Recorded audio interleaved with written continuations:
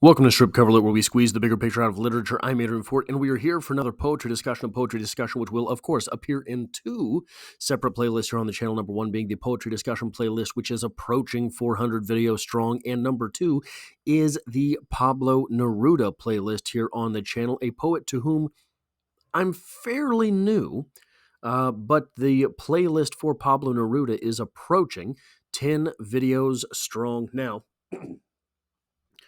Guys, I've been sick since November. This is 4 months now of being grotesquely ill with colds and flus, etc. So you'll have to pardon my often, I don't know, my voice just will not come back. But The Song of Despair by Pablo Neruda. I just made myself a great big cup of tea, and the tea bag broke open. I consider that despair. That's where I'm at right now. So I thought that this poem would be appropriate. The memory of you emerges from the night around me. The river mingles its stubborn lament with the sea, deserted like the wharves at dawn. It is the hour of departure, O deserted one. Cold flower heads are raining over my heart, O pit of debris, fierce cave of the shipwrecked. If you, the wars and the flights in you, the wars and the flights accumulated. From you, the wings of the songbirds rose. You swallowed everything like distance, like the sea, like time. In you, everything sank. It was the happy hour of assault and the kiss. The hour of the spell that blazed like a lighthouse, pilot's dread fury of a blind diver, turbulent drunkenness of love. In you, everything sank.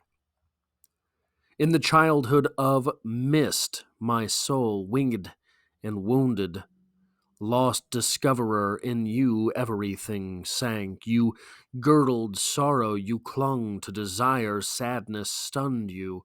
In you, everything sank. I made the wall of shadow draw back beyond desire and act. I walked on. O flesh, my own flesh, woman whom I loved and lost, I summon you in the moist hour. I raise my song to you.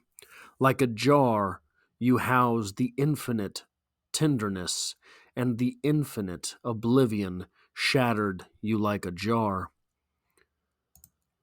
There was the black solitude of the islands, and there, woman of love, your arms took me in. There were thirst and hunger, and you were the fruit. There were grief and the ruins, and you were the miracle. Ah, woman, I do not know how you could contain me in the earth of your soul, in the cross of your arms. How terrible and brief was my desire of you, how difficult and drunken, how tensed and avid. Cemetery of kisses, there is still fire in your tomb, still the fruited boughs burn, pecked at by birds. Oh, the bitten mouth, oh, the kissed limbs, oh, the hungering teeth, oh, the entwined bodies. Oh, the mad coupling of hope and force in which we merged and despaired, and the tenderness, light as water and as flower, and the word scarcely begun on the lips. This was my destiny, and it was the voyage of my longing, and in it my longing fell. In you everything sank. Oh, pit of debris, everything fell into you. What sorrow did you not express? In what sorrow are you not drowned? From billow to billow you still called and sang, standing like a sailor in the prow of a vessel. You still flowered in songs, you still broke in currents, O pit of debris, open and bitter well. Pale blind diver, luckless slinger, lost discoverer, in you everything sank. It is the hour of departure, the hard, cold hour which the night fastens to all the timetables. The rustling belt of the sea girdles the shore, cold stars heave up, blackbirds migrate, deserted like the wharves at dawn. Only the tremulous shadow twists in my hands. Oh, farther than everything, oh, farther than everything, it is the hour of departure, oh, abandoned one.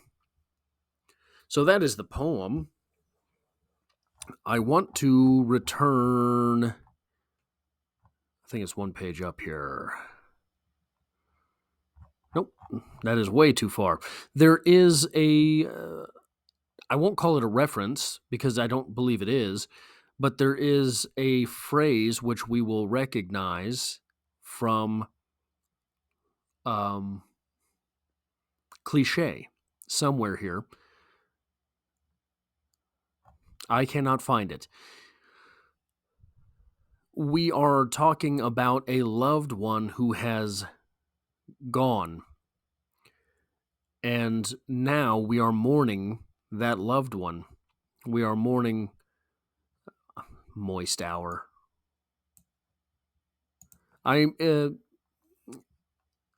Neruda is very often popular with women readers, and using phrases like moist hour makes me think maybe that is a coincidence more than by design.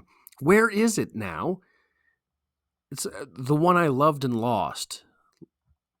I loved you and lost you, something like that. I cannot remember the exact line here, but it is better to have loved and lost than never to have loved at all. We hear that all the time. We understand sort of what that means. Loving someone gives meaning to life. But there is another phrase to which I want to draw some attention. I can't find it. It doesn't matter. You heard it. We were all there together. We were all in this poem together. But you've heard the phrase, it's better to have loved and lost than never to have loved at all. There is a corollary in philosophy. It comes to us from Friedrich Nietzsche.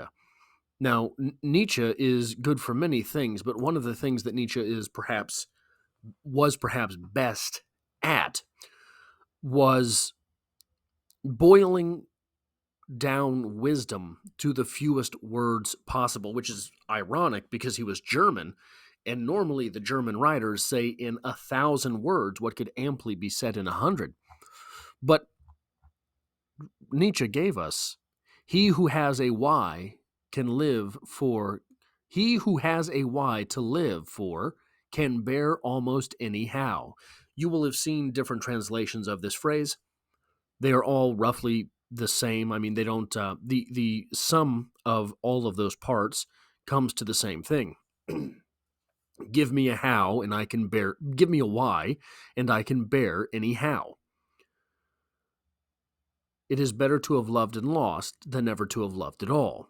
I think that these things are corollary in a way. To have a love is to be given a why. Once you have that why, that love, you can bear almost any how. So, what happens, however, if you have the why, you are bearing the how, and you lose the why? It is better to have loved and lost than never to have loved at all, but not after the loss. That's the part of the phrase, that's the section of the cliche to which we never really get. It is better to have loved and lost than never to have loved at all while you're getting the loving. But to have loved and lost means that you had a why. That's why it is better to have loved and lost. If you have never loved, you have never had the why. So the how can be diminutive, and it still feels like an uphill climb. Without direction and reason and meaning to life, every day can be very difficult to answer the existential question, the primary existential question to which we must all adhere every morning. You wake up, are you going to do it again? You don't have to. There's tons of tools. And think of that. Maybe don't think of that. Don't contemplate it. But you don't have to. Any given day, you can opt out. You can just say no mas. Roberto Duran, no mas. You can do that, but once you have a why, no amount of how can make you no mas.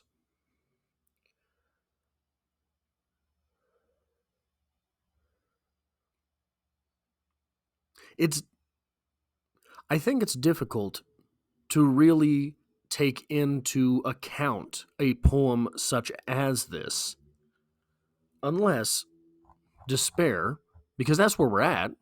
The poem itself is called The Song of Despair. Unless despair has come upon you in some way, I think that a poem like this is difficult to contemplate, is difficult to really wrap your mind around, is difficult maybe.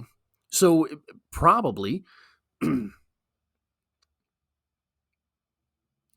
if you are a religious person reading a poem about God, the God of a different religion, it's kind of a non-starter.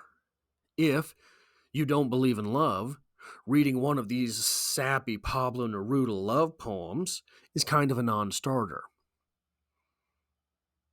If you haven't known despair, if you haven't fallen to the depths of nomas, perhaps a poem like The Song of Despair is a non-starter. But there's perhaps a phrase that is more fitting than non-starter, non-servia. These poems, works of literature, which delve into and celebrate emotions or subjects that we do not appreciate, would be more like non-servia than they would be like non-starters.